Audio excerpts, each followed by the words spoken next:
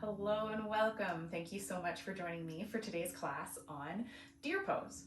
So deer pose is a wonderful posture to get into the hips, but if you're like most of the population and have tender knees and pigeon and swan just may not be your friend, this is a great posture to get into that's just a little bit easier on those knees if you are feeling that pigeon and swan are not your thing. So to get into this posture, I'm going to just show you from sitting right here. I'm going to start with my right leg forward because it's here, looks like a great place to start. So anyways, what you're gonna do is with whatever knee you want to take and start first, you would align the shin at a nice 90-degree angle right here, like you would in pigeon or swan. So if you're finding it a little more difficult to get your knee down to the ground or anything like that, use your props. That's what they're there for. So you can always take a prop and maybe put it underneath your knee. And what we're gonna do with the other leg is we're gonna send it out to the side. So, and then we're gonna bend in that knee, making another 90-degree angle. So you have one 90-degree angle here, one 90-degree angle here.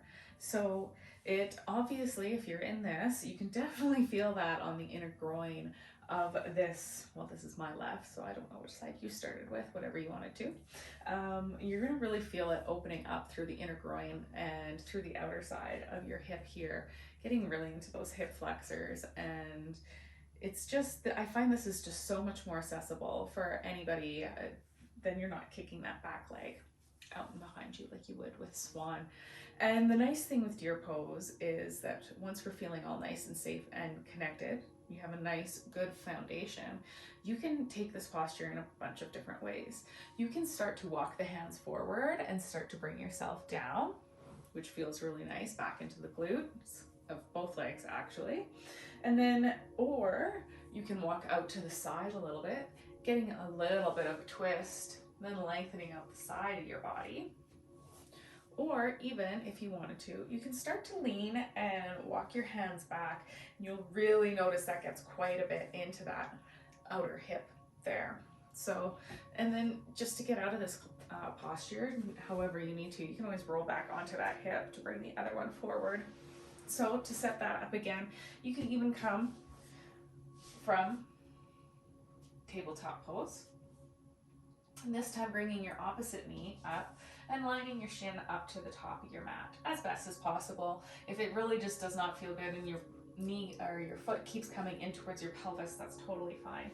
And then instead of sending your leg back into the swan, start bringing your leg out to the side and start to create those 90-degree bends in both your hips. Using your blocks however you need be to keep yourself supported. And then try to keep your feet engaged, and that just kind of helps protect those knees just a little bit more than just setting up however feels good.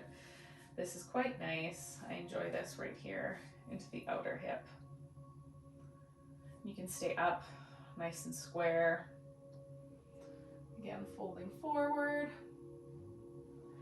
maybe off to the side, or maybe going back onto your hands. Just playing with the posture, making sure it works for you. Like I said, if you ever feel in your pigeon or your swan that you're just not liking that posture, give this deer posture a try and see how it feels for you. If this one isn't your jam either, you can always go into a figure 4. So thank you so much for coming to this little quick rundown on deer posture. If you have any questions about it, please fire it in the comments, let me know. And like usual, play with the posture, make it your own, fill those gaps, make yourself feel supported. Thank you so much. Namaste.